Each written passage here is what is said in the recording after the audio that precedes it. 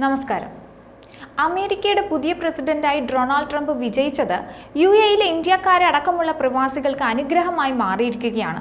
ട്രംപിന്റെ വിജയത്തിന് പിന്നാലെ ഏഷ്യൻ കറൻസികൾ കുത്തനെ ഇടിഞ്ഞത് യുഎഇയിൽ നിന്നുള്ള പണമയക്കൽ വർദ്ധിപ്പിച്ചുവെന്നാണ് പുറത്തുവരുന്ന വിവരം. രൂപയുടെ വിലയിടിഞ്ഞതോടെ പ്രവാസികൾക്കാണ് നേട്ടമുണ്ടായത്. ഡോളറുമായുള്ള വിനിമയ നിരക്കിൽ ഇന്ത്യക്ക് തിരിച്ചടിയാണ് നേരിടുന്നതെങ്കിലും പ്രവാസികൾ നേട്ടം കൊയ്യുകയാണ്. യുഎഇയിൽ നിന്ന് ഇന്ത്യയിലേക്ക് പണം അയക്കുമ്പോൾ അയക്കുന്ന പണത്തിന് കൂടുതൽ മൂല്യം ലഭിക്കുമെന്നതാണ് എല്ലാ പ്രവാസികളും നോക്കുന്നത്. യുഎസ് തെരഞ്ഞെടുപ്പോടെ യുഎസ് ഡോളറിന്റെ മൂല്യം വർദ്ധിക്കുകയും ഇന്ത്യൻ റുപ്പി പോലുള്ള ഏഷ്യൻ കറൻസികളുടെ മൂല്യം ഇടിയുകയുമാണ് ഉണ്ടായത്.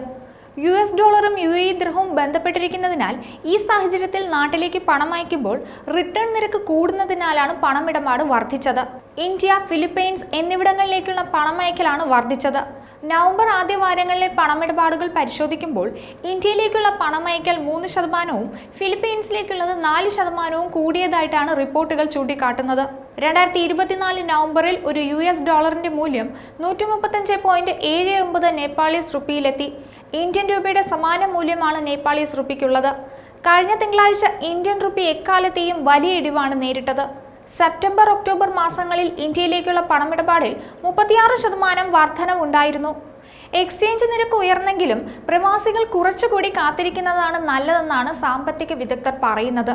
യുഎസ് ഡോളറിന്റെ മൂല്യം ഇനിയും ഉയരുമെന്നാണ് വിലയിരുത്തപ്പെടുന്നത്. ഇത് ഇന്ത്യൻ റുപ്പി കൂടുതൽ ഇടിയുന്നതിന് കാരണമാവുകയും റിട്ടേൺ നിരക്കുകൾ വർദ്ധിപ്പിക്കുകയും ചെയ്യും. ഒരു രാജ്യത്തിന്റെ കറൻസി മൂല്യം സാമ്പത്തിക സാഹചര്യങ്ങളെയും സമ്പദ് വ്യവസ്ഥയെയും ബാധിക്കുന്ന ഭരണകൂടങ്ങളുടെ നയങ്ങളെ ആശ്രയിച്ചിരിക്കുന്നു. ഇറക്കുമതി, കയറ്റുമതി, പണപ്പെരുപ്പം, വളർച്ചാ നിരക്ക്, നിക്ഷേപങ്ങളുടെ ലഭ്യത, വിദേശ നാണയ കരുതൽ, ബാങ്കിംഗ് മൂലധനം, രാഷ്ട്രീയ സാഹചര്യങ്ങൾ തുടങ്ങിയവയും രൂപയുടെ മൂല്യത്തെ പ്രതികൂലമായും അനുകൂലമായും ബാധിക്കും. കേരളത്തിന്റെ സമ്പദ് വ്യവസ്ഥയെ താങ്ങി നിർത്തുന്നതിൽ വലിയൊരു പങ്ക് പ്രവാസികളുടേതാണ്. ലോകബാങ്കിന്റെ റിപ്പോർട്ട് അനുസരിച്ച് 2020 $83.3 ബില്യൺ പ്രവാസികളിൽ നിന്ന് രാജ്യത്തിന് ലഭിച്ചത്.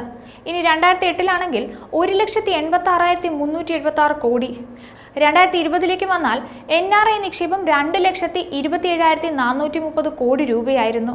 2019 1,99,781 കോടി, അതായത് 14% വളർച്ചയുണ്ടായി. ഇനി കഴിഞ്ഞ വർഷത്തെ കണക്കുകൾ മാത്രം പരിശോധിച്ചാൽ കേരളത്തിലേക്ക് കഴിഞ്ഞ സാമ്പത്തിക വർഷം പ്രവാസികൾ അയച്ചത് 2,16,893 കോടി രൂപയാണ്. സംസ്ഥാന റവന്യൂ വരുമാനത്തിന്റെ 1.7 ഇരട്ടിയാണിതെന്ന് എടുത്തു പറയണം. 2023 ഒരു പ്രവാസി ശരാശരി വീട്ടിലേക്ക് 2,23,729 രൂപ അയച്ചിരുന്നു. രാജ്യത്തെ NRI ഡിപ്പോസിറ്റുകളുടെ 21% സംസ്ഥാനത്ത് നിന്നാണ്. വിദേശത്ത് നിന്നും നാട്ടിലേക്ക് എത്തിയ നിക്ഷേപങ്ങളിൽ 17.8% കൊല്ലം ജില്ലയിലേക്കാണ് എത്തിയത്.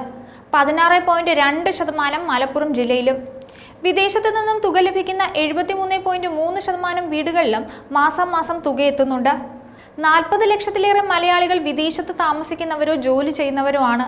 അവരിൽ ഭൂരിഭാഗവും ഗൾഫ് രാജ്യങ്ങളിലാണ്.